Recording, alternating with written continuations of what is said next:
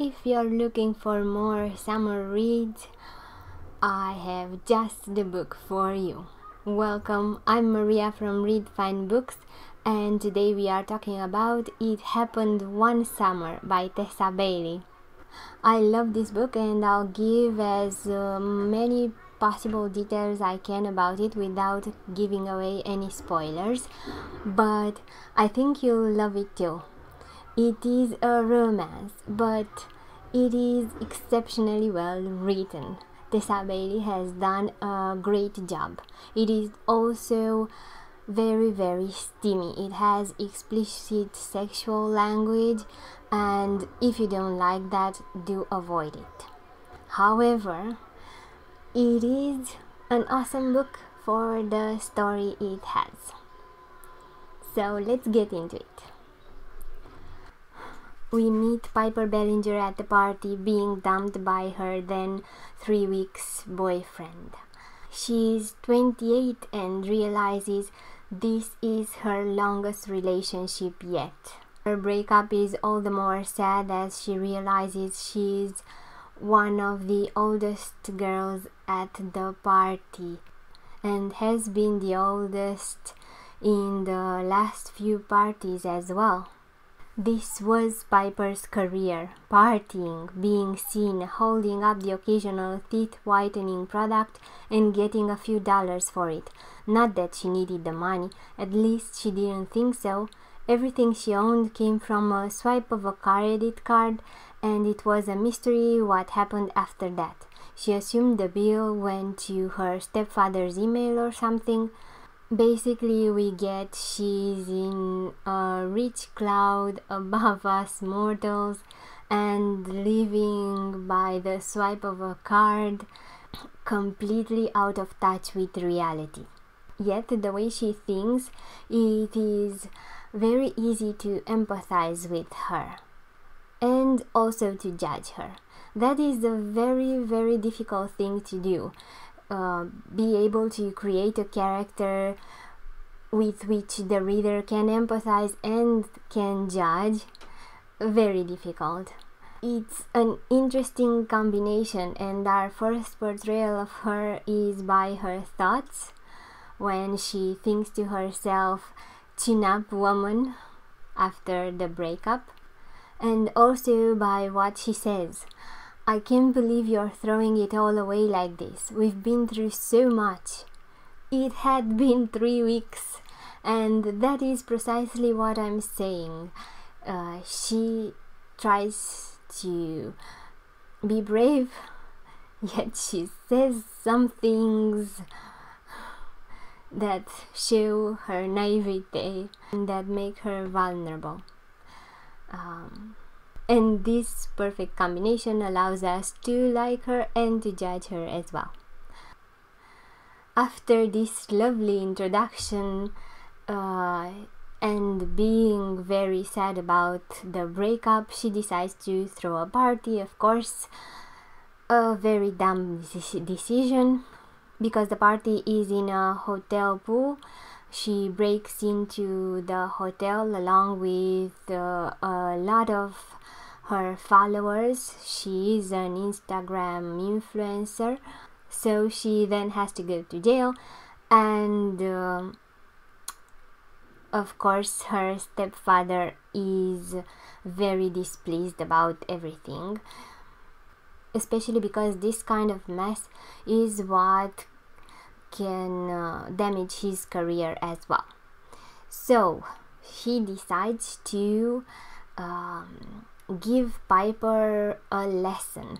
He decides to punish her, and by that he means send her away to Westport, a small fisherman's village, her biological father's hometown, and there she has to live on a budget and get in touch with reality. He wants to send her there for only 3 months, so not such a big punishment after all, but in her world, of course, 3 months away from civilization basically is a lifetime, so she takes it very hard. Luckily, she has a sister, Hannah, that helps her with everything and is willing to go with her to this town. That makes her more brave, and together they seem to be able to face anything. Ending up in Westport. That is kind of an adventure for her, of course, and living on a budget. These are adjustments to her life that are thrilling as well as very scary. But they do force her to grow up. They do force her to face her limitations. And I loved this kind of portrayal of her. I loved how she develops as a person, and how she discovers more about herself. Of course, in this town, she meets Brandon Taggart and deeply falls in love with him. This is a kind of enemies to lovers trope, and Brandon is like all of us. He judges her at first, but then discovers how in the end she's a wonderful person that will grow and know herself better and trust herself, because one of her qualities that stay with her from beginning to end, and a quality that makes her likable as well, is that she is a warm person that knows how to talk to everyone, knows how to make herself likable, make herself helpful. She doesn't lose this quality, but she uses it to invade this town, to make the grumpy people in this town like her very much. This is how she makes Brandon himself like her. He is the one to see her insecurities and help her heal them. I also love the relationship she has with her sister, and the way she wants to do anything for her sister, including facing fears. Nothing is too good for her sister. And of course, everyone in town doesn't have a good impression of her at the beginning.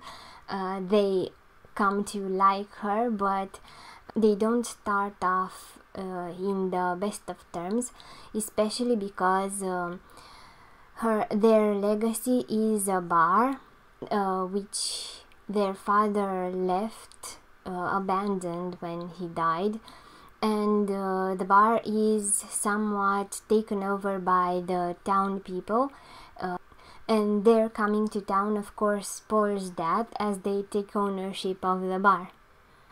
But the way the story is written is heartwarming, and the way everyone warms up to them is very beautiful, and it gives such a glowing, loving feeling. I was enchanted by this town, by the fisherman's life, because this is portrayed a lot as well.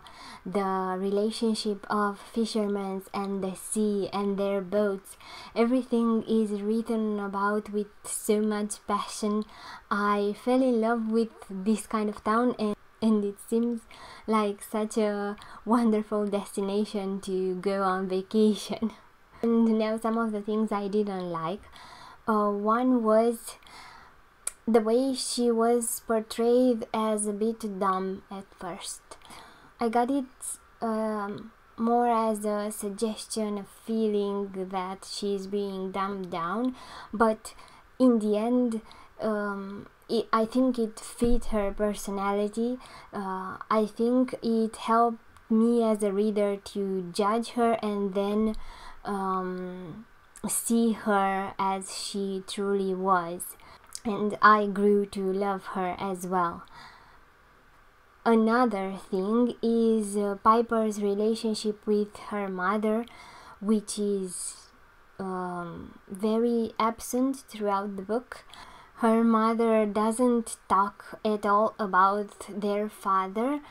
This is explained by the fact that she is deeply hurt by their father's death, but she hides things from the two sisters, important things they discover when getting into this town, and I won't spoil that, but this is important for a child. I don't understand what kind of mother does that. So that is something I didn't like, but it didn't spoil the book in any way. It's something personal I didn't like, not about the way it was written. It was perfect the way it was. But something that was more far-fetched was the fact that they can't cook anything. Of course, it was something very endearing when seeing them in the town for the first time, handling everything like grown-ups at 28 years old, but they really can't cook anything. That is far-fetched, right? At being 28 and not being able to cook something for yourself? Is that possible? Perhaps in their world it is. I'm not sure. But it did seem a little far-fetched for me. Anyway, this was a lovely summer read, and I loved the romance in it. I loved the characters. It was perfect. Do read it if you're on vacation. Do read it if you're not on vacation. It will definitely brighten your day.